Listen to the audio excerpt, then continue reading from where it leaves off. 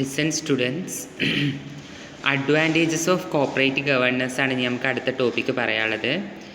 Advantages of corporate governance എന്ന് പറഞ്ഞാൽ enhanced the performance. First one അതാണ്. എന്താണ് എൻഹാൻസ്ഡ് ഓഫ് പെർഫോമൻസ് എന്ന് വെച്ചാൽ helps a company improve overall performance. അഥവാ കോർപ്പറേറ്റ് ഗവേണൻസ് എന്ന് പറയുന്ന ഒരു സംഭവം കൊണ്ടുവരുന്നത് കൊണ്ട് അവിടെ എന്ത് ചെയ്യുന്നു, helps a company improve overall performance improve ചെയ്യുന്നു. Without corporate governance company tends to be weak and sluggish ആവുമെന്നാണ് പറയുന്നത്.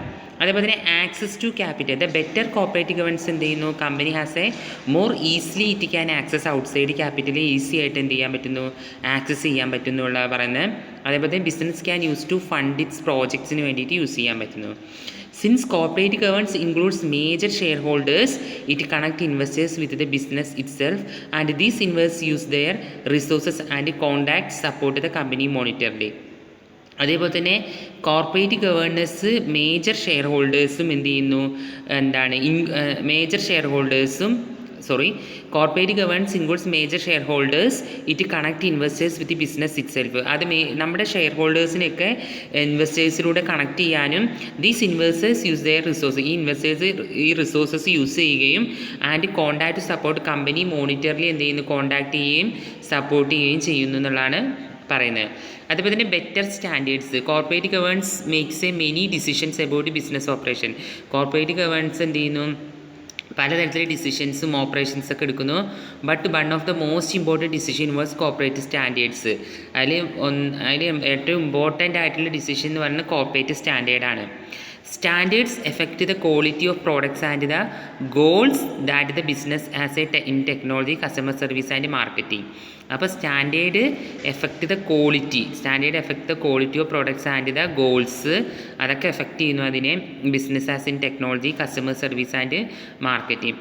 Better talent utilization. With a strong corporate governance structure, people can find positions that utilize their talents more effective ആയിട്ട് എന്ത് ചെയ്യാൻ പറ്റുന്നു, അവരുടെ talents ഒക്കെ use ചെയ്യാൻ പറ്റുന്നു.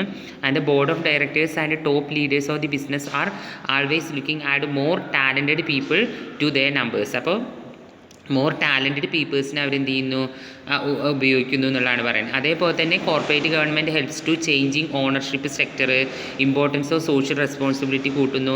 Growing number of scams, inter difference of the part of shareholders, globalisation, take over and mergers, SEBI. Okay, ഇനി അടുത്തത് നമ്മൾ CSR ആണ് പഠിക്കുന്നത്, കോർപ്പറേറ്റ് സോഷ്യൽ റെസ്പോൺസിബിലിറ്റി. അപ്പോൾ കോർപ്പറേറ്റ് ഗവേണൻസ് എന്താണെന്ന് പറഞ്ഞു കഴിഞ്ഞു. ഇനി അടുത്തത് corporate social responsibility. Corporate social responsibility എന്ന് പറഞ്ഞാൽ companies is concern and commitment towards society. നമ്മുടെ എല്ലാ കമ്പനിക്കും നമ്മുടെ സൊസൈറ്റിയോട് ഒരു കമ്മിറ്റ്മെൻറ്റ്. നമ്മൾ ബിസിനസ് ചെയ്യുക, ലാഭം ഉണ്ടാക്കുക, അത് മാത്രം പോരാ. നമുക്ക് ചില ഉത്തരവാദിത്തങ്ങളുണ്ട്, നമ്മുടെ സമൂഹത്തിനോട് ചില ഉത്തരവാദിത്തങ്ങളുണ്ട് എന്നുള്ളതാണ് പറയുന്നത്. അതാണ് CSR പറയുന്നത്. CSR എന്ന എത്തിക്കൽ ബിഹേവിയർ ഓഫ് എ കമ്പനി, അതൊരു എത്തിക്സിൻ്റെ ഭാഗം കൂടിയാണ് എന്നുള്ള പറയുന്നത്. നമ്മൾ പറയുമ്പോൾ കോർപ്പറേറ്റ് സോഷ്യൽ റെസ്പോൺസിബിലിറ്റി എന്ന് പറയുമ്പോൾ കമ്പനീസ് അല്ലെങ്കിൽ കൺസേൺഡ് അല്ലെങ്കിൽ കമ്മിറ്റ്മെൻറ്റ് ടുവേർഡ് ദ സൊസൈറ്റിയോടുള്ളൊരു കമ്മിറ്റ്മെൻറ്റ് അല്ലെങ്കിൽ അതിനെക്കുറിച്ചിട്ടാണ് എന്ത് ചെയ്യുന്നത് ഇതിൽ പറയുന്നത്. അടുത്തത് WCSD, world business council for sustainable development. The continuing commitment by business to behave ethically and contribute to sustainable economic development while improving the quality of life of the workforce and their families as well as of the local community and society. അപ്പോൾ continuing commitment of business എന്ന് പറഞ്ഞാൽ ethically behave ചെയ്യുക. അതേപോലെ contribute sustainable എക്കണോമിക്കിന് വേണ്ടിയിട്ട്, സുസ്ഥിരമായിട്ടുള്ള economic ഡെവലപ്മെൻറ്റിന് വേണ്ടിയിട്ട്, while improve the quality of life, അതുകൂടെ improve ചെയ്യുക. Workforce and their families as well as the local community.